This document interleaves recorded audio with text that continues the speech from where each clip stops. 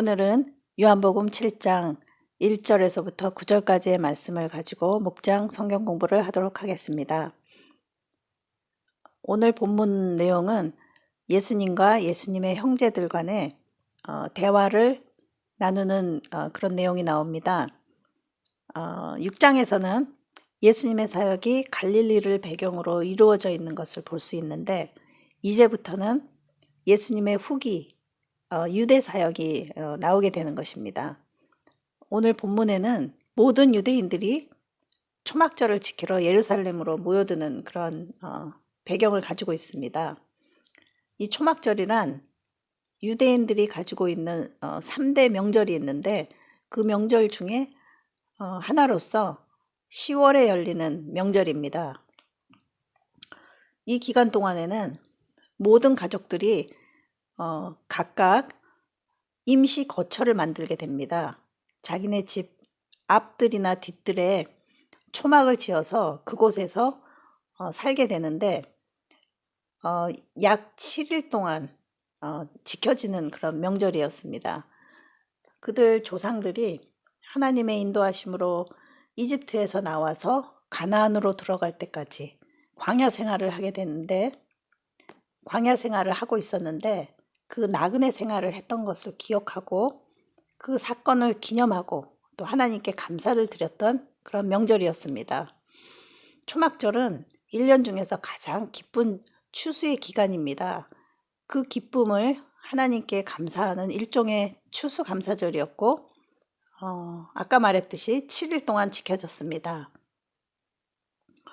이것은 하나님의 축복으로 인해서 방랑 생활을 끝내고 약속의 땅 가나안에서의 그 안정된 생활에 들어가게 된 것을 상징하고 있습니다. 예수님의 형제들은 예수님이 정치적인 메시아로 알려지도록 예루살렘으로 가실 것을 권유하고 있습니다. 이 본문 안에서 보면 그 예수님의 형제들도 그 당시 유대인들에게서 볼 수 있었던 잘못된 메시아에 대한 생각을 가지고 있었던 것을 알 수 있습니다. 유대인들이 그때 가지고 있었던 전통적인 메시아에 관한 생각은, 메시아는 강력한 통치권과 능력을 가지고 있어야 된다. 그렇기 때문에 로마로부터 우리 이스라엘을 독립시키고 회복을 시켜야 된다 하는 그러한 생각입니다. 그렇기 때문에 메시아는 당연히 정치적인 지도자여야만 했습니다. 또한 본문에서는 형제들이 예수님께 예루살렘에 가서 공개적으로 행동하라고 요구하고 있습니다. 이것은 어떻게 보면 예수님께서 사역 초창기에 겪으셨던 그 광야의 시험과도 같은 것이었습니다. 또 예수님에게 있어서 가까이에 있었던 제자들조차도 예수님과는 전혀 다른 차원의 그런 메시아관을 가지고 있었다는 것을 우리가 볼 수 있습니다. 그 사람들은 예수님께서 초자연적인 능력을 행하고 계시면서 오병이어의 기적을 행하셨고, 그 환자들을 고치셨고, 이러한 능력들을 행하면서도 이스라엘을 독립시키는 그런 실제적인 행동은 하지 않는 그런 모습을 보니까, 이분은 참된 메시아가 아닌가 보다 하는 그러한 불신앙을 가지게 된 것입니다. 그렇지만 예수님께서는 형제들의 충고에도 상관없이 자신은 오로지 하나님의 결정에 따라 행동해야 한다고 밝히고 계십니다. 예수님께서는 자신의 그 메시아적인 직분, 메시아로서 가지고 있는 그런 직분이 고난과 죽음을 거친 후에, 그 후에야 비로소 영광을 받게 된다 하는 것을 알리고 계시는 것입니다. 온 인류를 구원하시려는 하나님의 구속 계획, 이 계획을 이루기 위해서 예수님은 당신이 원하는 그런 아무 때나 그런 걸 이루는 것이 아니고 하나님의 뜻대로 예정된 그 때를 기다려야 했고, 그때는 오직 하나님만이 아시고 계십니다. 예수님의 형제들은 이러한 사실을 알지 못하기 때문에, 그리고 영적으로 어두웠기 때문에 예수님께서 말씀하신 하나님의 뜻을 전혀 이해할 수가 없었습니다.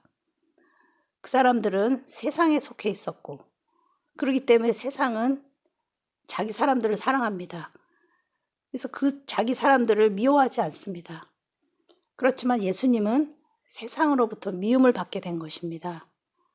이것은 예수님께서 세상을 향해 심판을 선언하셨기 때문인 것입니다. 이 형제들의 생각과는 다르게 메시아로서 예수님의 예정된 이 삶은 세상의 인기를 모으는 것이 아닙니다. 그렇기 때문에 결국 세상의 증오를 받게 된 것입니다. 이렇게 예수님의 공생애를 통해서 예수님이 사역을 했던 그 삶을 통해서 하나님께 속한 사람과 세상에 속한 사람을 확실하게 구분을 지을 수 있었습니다. 그러나 예수님의 부활 후에는 이렇게 불신앙을 가졌던 형제들도 제자들과 함께 기도에 힘썼던 모습을 우리가 사도행전에서 볼 수 있습니다. 그 사람들은 복음을 증거하는데 결국에는 열심을 내게 된 것입니다. 그 중에서 예수님의 동생 야고보는 예수님의 부활을 직접 목격했고 나중에는 예루살렘 교회의 지도자 역할을 잘 담당했습니다. 자, 여기까지가 오늘 목장 성경 공부였습니다.